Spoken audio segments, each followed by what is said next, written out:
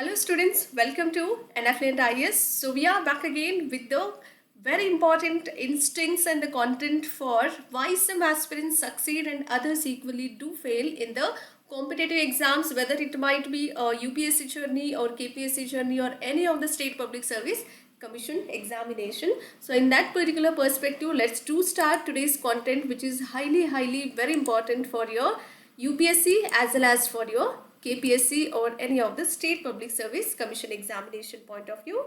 Let's introduce myself, Pooja Shimkod ma'am. So you've had spread all that love, respect, and sharing and caring. Sharing is always a caring. You have proved from your end. So thank you for all the comments and giving all the answers. The whatever the question I might ask in the respective videos, you are able to comment it in the right manner. So whether it is right or wrong, please give your answers. So let me correct if it is wrong. So thank you for all the support. Do like, share and subscribe and share it among your friends as well. So keep supporting in the similar passion. Let's do start without wasting our time. Why? Like some of the aspirants, let's take UPSC toppers like Ira Singhal ma'am. So she is physically challenged and physically disabled. Being that particular zone, she can able to qualify in a fourth attempt. Okay. Similarly, Tina Dabi is one such great example, and Anudeep Durishetty sir is one such great example. So why do they equally do succeed and why others will fail in this particular preparation zone? Let's do discuss with the various instincts. It might helpful for all of you without having any of the hindrance. Okay, let's imagine this about why we have to have a proper time management and everything here. Imagine this: you wake up in one morning. Okay, you wake up every day, right? So let's take one fine morning you wake up, and what happens? You are determined to have the perfect study day. Okay, so you plan to finish your GS syllabus.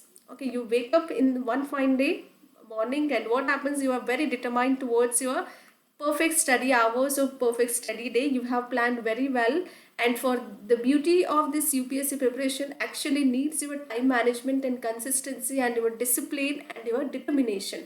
All these key areas you need to bring all together, and you have to shift your time management in such a way that nobody can go beyond you. So you have to be a great competitor for every those aspirants who are very serious into this preparation zone. And if we imagine all these things, you are planning to finish your GS syllabus, you are planning to finish and revise your optional subjects, and if you and even you are attempting and giving as many as mock tests as you can, because that's how where you can see yourself, where you stand in the crowd. Okay, so that is how you will check out yourself, where do we stand. But then all of a sudden, what happens? Something happens. What is that something? You check your phone just for 5 minutes. Okay, you'll open your mobile phone in order to scroll down only for 5 minutes. What happens? All of a sudden, an hour has gone. Okay, an hour is gone. So what will you do now? So you had diverted your mindset, and you sit down again to study. Okay, you sit down again to study, but your mind keeps wandering here and there. Okay, you are focusing yourself back, come back to your study hours or your study table. What happens? Again, your mind keeps wandering here and there. You got diverted, and your mind got distracted in some or the other way. Okay, and then what happens? You start a new book instead of finishing the one you already started. Okay, already have with you. So you had started some new book. Let's say you are reading GS1. Beautiful example for that would be you are reading history. Okay, so all of a sudden, what happened? As you're in between, you diverted yourself by checking your phone. So your mind got disturbed. So due to which you can able to open some new book rather than the older one. So what you already started. So all of a sudden, and by the end of the day, what happens? You feel exhausted because you cannot reach to the goal where you wanted to. So you have pre-planned about your study hours. So all of a sudden, due to the distraction, by the end of the day, you feel like exhausted, but the whole day is not feels like very productive. Okay, as per your expectation level. So you could not able to meet to the expectation level, due to which you feel exhausted on that particular day. And do you ever wondered about why this keeps happening? It's every second and third day you feel like demotivated.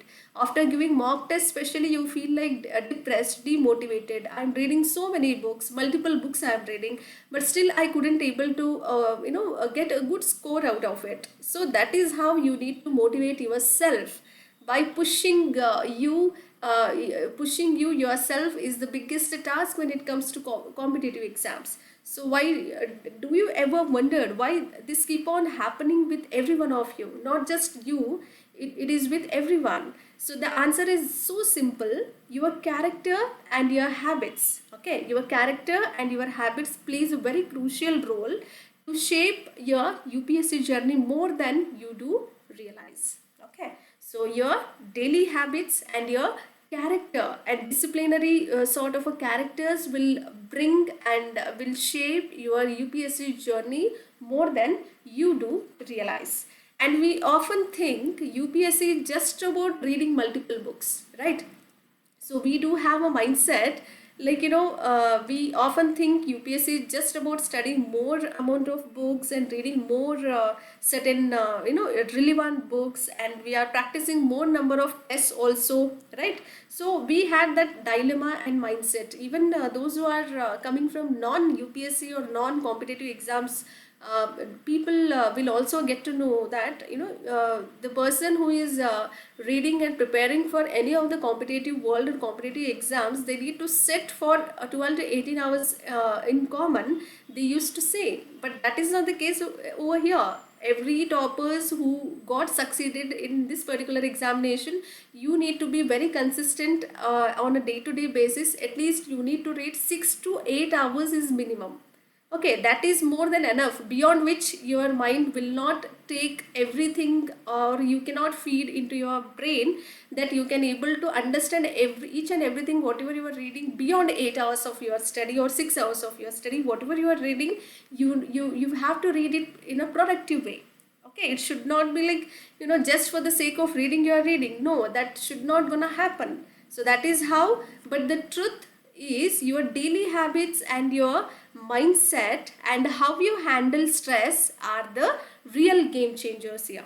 So you need to bring your daily habits and make your mindset and your thought process and how do you handle your stress and tension are the real game changers for all these UPSC examination and journey. And today we are going deep into this, how your character is silently deciding your success. How your character is silently deciding your success or failure, and most importantly, how you can take control of all these things, right? So we are basically going deep into all those things, how your character is shaping your UPSC journey. So how your character ultimately depends on your success or your failure. Okay, so disciplinary actions needs to bring onto the table so that you can get accomplishments and your dream will come true and you will get succeed. So for that we are making this beautiful video for the day. And most importantly, what happens, how you can take a control of all these things, that is most important. And these certain insights come from certain powerful books. So if you keep on reading any of the novels, let's say non-fictional books, many of us have the habit of reading non-fictional books, and some of you even read a fictional books also. Ultimately it's of your choice, it's personal choice, personal interest. So let's say if you wanted to build your personality on a day-to-day basis, then these were the powerful books you need to go through at least once in a while. First important book would be The Laws of Human Nature by Robert Greene, and the second important powerful book, Atomic Habits by James Clear. And third most important thing, you need to observe your own journey. And here is my own observation from this tough journey of UPSC preparation. Because if you do not observe your own journey, then if you do not understand your own mistakes, then nobody else can do it for you. right? And you need to overcome all the mistakes what had happened in the past, and you need to overcome from all those mistakes, and you are not supposed to, and you are not allowed to do the same mistakes over and over again. So you are allowed to do some new mistakes but not the older one, and you're not learning if you're not overcoming from your past mistakes.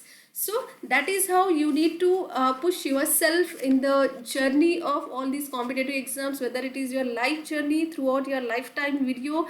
It is helpful for all of you. It's not just for competitive world, it is even for the person who is very depressed from his life, his or her life, and what to choose, what not to choose, what is the right thing, what is the wrong thing, and you need to understand the do's and don'ts and pros and cons of whatever you are doing it. And we all have certain built-in tendencies also, right? We all have certain built-in tendencies. Before that, see where we need to understand here. So first of all, after understanding your own observations, if you relate to this, stay with me till the end. And what happens, this mistake or this might just change whatever the mistakes you are doing, and if you are overcoming from all those mistakes, this might just change the way you prepare. So you need to relate. If you are relating to this particular thought process till the end, do not skip it, and this might just change the way you prepare altogether. Okay, and what happens, we all have built-in tendencies here, right? We all have built-in tendencies, and most importantly, what happens, some of us are naturally very disciplined, right? So we are very naturally disciplined. There were two types of people and aspirants we do get in front of us, and we ourselves being one of the two. So some of us are naturally disciplined, and while others are struggle with the consistency related things. Okay, consistency is the key to success, right? So some of us are very naturally disciplined. The way they have brought up in their home or their environment itself, or their family environment, created that disciplinary manner, or the natural set changer and the discipliner we do get. And the other, while the other side, if we see on the other hand, the struggle is the they are struggling with their own consistency. That is how the two types of people, two types of aspirants we do get. And some will enjoy studying, and equally others, while others will find it very stressful. It depends on the person's personality, right? And you need not to worry about all those things, and this is not your ultimate fault. What happens, this first layer of your character is mostly genetic in nature, and your natural temperament also. Okay, this first layer of your character is mostly genetic and your natural temperament, and that's why some of the aspirants can sit for 8 to 10 hours straight for their preparation, while others feel restless right after their 1 hour of or 2 hour of preparation. That is how it happens.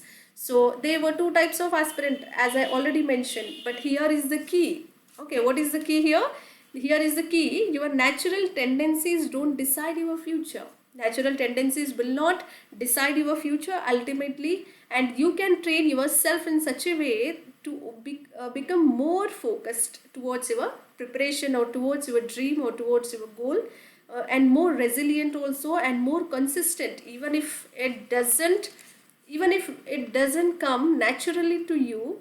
This brings us to the second layer, and for the second layer you need to wait for one more day. So I'll do that part, which is very very important. That is the key where it starts, how you need to do the better things, and how need see, every person has weakness as well as strengths. You need to take the positive side of that particular personality, rather than keep on saying their negative side, because negative side is equally important to understand their person's personality. So once you'll get to know the person has some of the positive traits in his personality, then try to grab it for your better improvisement. And hope you like the content, and which is optimized in nature. So if you like the content, do like, share and subscribe, and share it among your friends as well. And thank you for watching this particular channel, and subscribing to the channel also. Keep sharing us, keep loving us, and thank you for all the love and support from all of you. and I think I do not have one particular word to describe all the love and support you are doing on a day-to-day basis. You are actually making me feel like, I have to do it for my students and my people. So you are my every good people around me. I felt that particular thing whenever I can able to make a good video for all of you, good content for all of you. I'll be the most happiest soul in the whole world, or in fact on the earth, or in fact on this particular platform. And here we are. So do not forget to subscribe to my channel and share it among your friends as well. And this is what we are signing off for the day. So thank you, and lots of gratitude. And we'll be meeting in the second layer of this particular video, part 2 of this video. Substantive classes will be done accordingly. So this mostly helps you in all the ways. So try to understand, and try not to mug up, rather than understand conceptually, despite of whatever the subject it might be. Okay. So on this particular note, I'm signing off from this particular video. So let's meet in the substantive sessions, and thank you every one of you, and have a good time.